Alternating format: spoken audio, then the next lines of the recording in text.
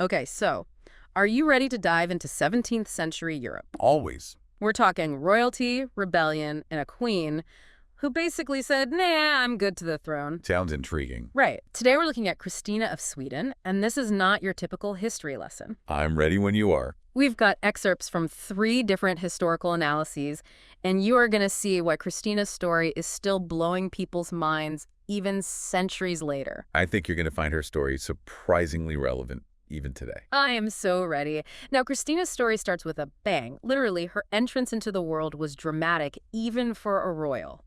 Oh. Imagine this. You're expecting a prince, and boom, it's a princess. Okay. Apparently, baby Christina was a bit, shall we say, hairy at birth, and folks initially thought she was a boy. It's true, the sources describe her as hirsute, which in those days must cause quite the stir. But looking back, it's almost fitting, isn't it? Christina was defying expectations right from the get-go, setting the stage for a life of challenging every norm in the book. Talk about making an entrance. And her father, the legendary King Gustavus Adolphus, well, he seemed to have a pretty good sense of humor about the whole thing. It's like he knew she was going to be extraordinary. There's even a story about him joking, she'll be a clever one, she has deceived us all. But jokes aside, Gustavus was determined to give Christina every advantage, regardless of her gender. And that's a crucial point, because this was incredibly rare for the time. We're talking about the 17th century, a time when women were largely relegated to the sidelines of power. But Gustavus, who was a major figure in the 30 Years' War, a conflict that engulfed Europe and redefined the political landscape, had a different vision for his daughter. He insisted on giving her an education fit for a king, complete with lessons on military strategy, statecraft, you name it. He even went over military fortifications with her when she was just a toddler. Can you imagine that? Sadly, their time together was tragically cut short. When Christina was only 6, Gustavus died in battle. It's a tragic loss, and you have to wonder how it shapes Christina. On one hand, she idolized her father, and you can see his influence throughout her life.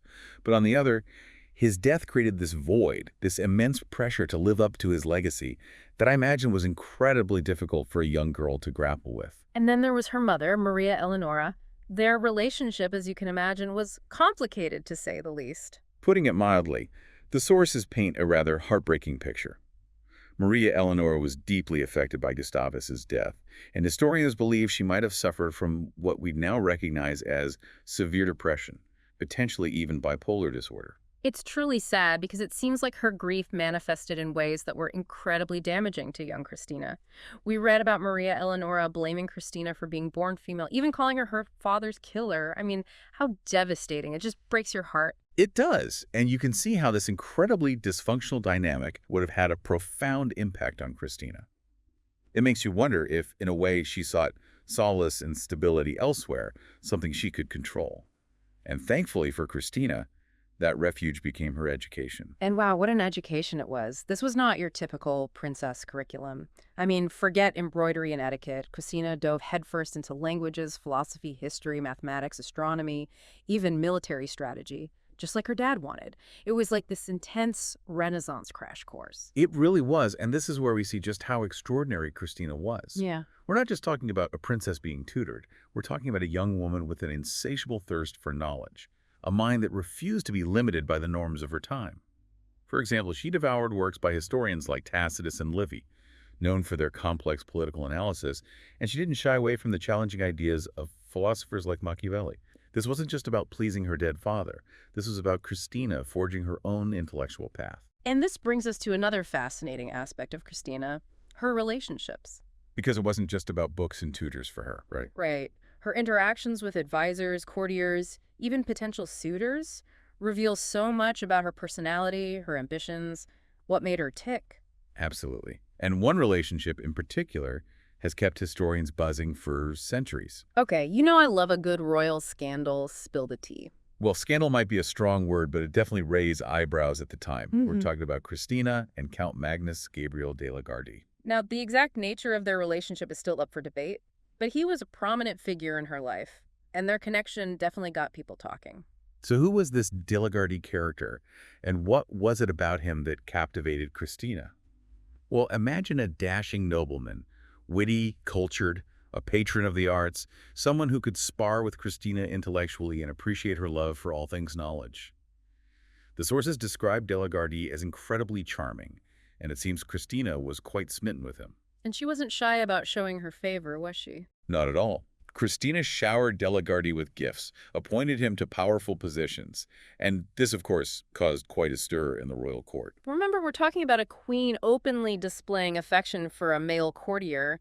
This was not exactly standard protocol in the 17th century. It really makes you think about how Christina viewed those societal rules and expectations, doesn't it? It's like she was constantly pushing boundaries, testing the limits of what a queen could do, who she could be close to. And that's what makes her so fascinating. She wasn't content to just play the role of a figurehead ruler. Christina wanted to be involved in the intellectual and political life of her court, and she wasn't afraid to challenge conventions, even if it ruffled some feathers along the way. But this relationship with Delagardy wasn't built to last, was it? Unfortunately not.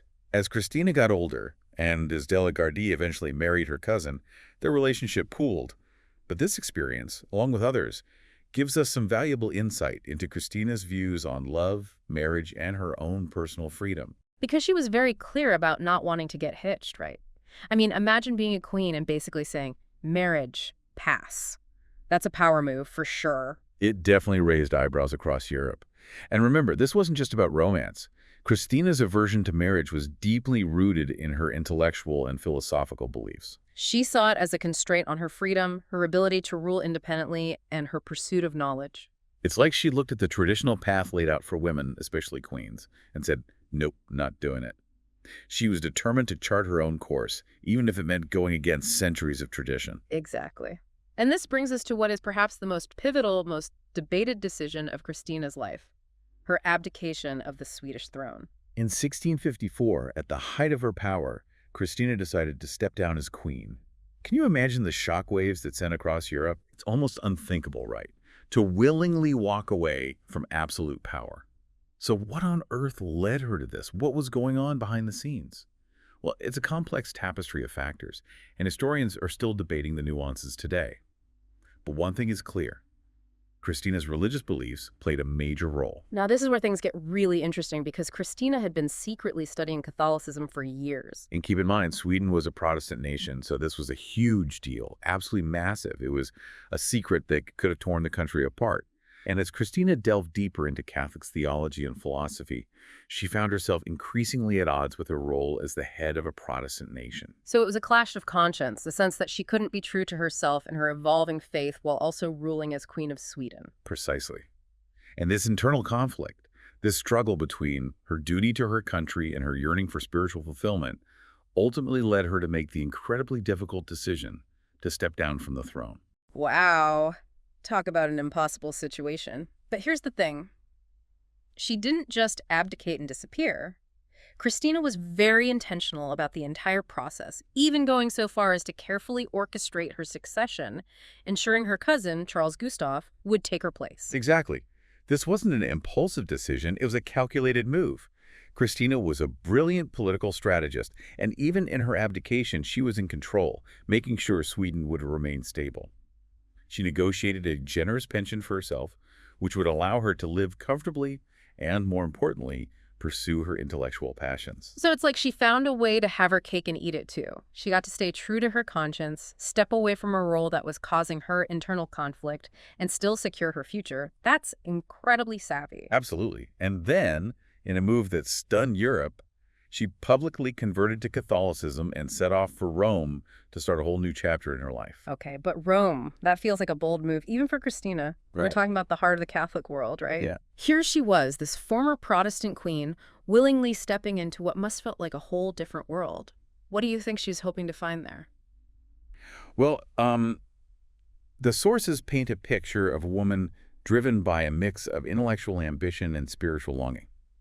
Yeah. Christina craved the kind of deep religious fulfillment she just couldn't find back in Sweden. Right. But it was more than that. Oh, absolutely. Remember, this is a woman who thrived on knowledge, who surrounded herself with the brightest minds of her time. Right. And Rome, well, Rome was like the intellectual melting pot of Europe back then. So it wasn't just about finding a place where her faith wouldn't be questioned. It was about diving head first into this vibrant world of art, culture, and philosophical debate. It's like she traded one kind of court for another, but this time it was on her terms. Exactly. And she jumped right in.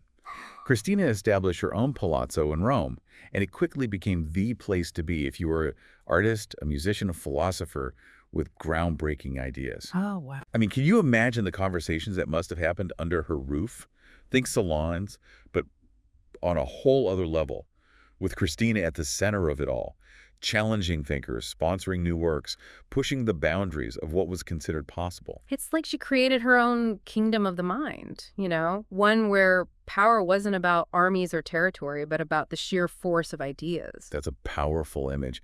And you have to remember, Christina was also a woman who had shattered pretty much every glass ceiling she encountered. It's true.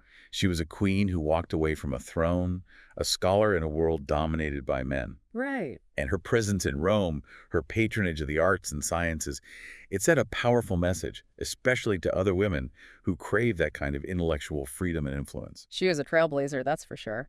And looking back at Christina's life, it's clear that her legacy isn't just about being a queen or even a historical figure. It's about challenging the very way we think about power, about gender roles, about what it really means to be free. Exactly. That's what makes Christina so relevant even today. Her story forces us to question our own assumptions about ambition, about success, especially for women. She reminds us that there's no one right way to live, no single path to fulfillment. She's definitely not someone you can just sum up in a neat little box, is she? If anything, she leaves us with more questions than answers. And that's the beauty of it.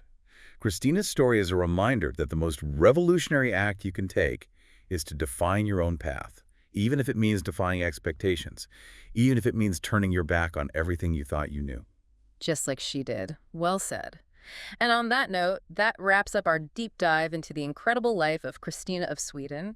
We hope you're walking away with a sense of awe and maybe a little bit of that rebellious Christina spirit. Absolutely. And maybe a little more curiosity about the world and the figures, like Christina, who dared to question everything. Couldn't have said it better myself. Until next time, keep those minds curious.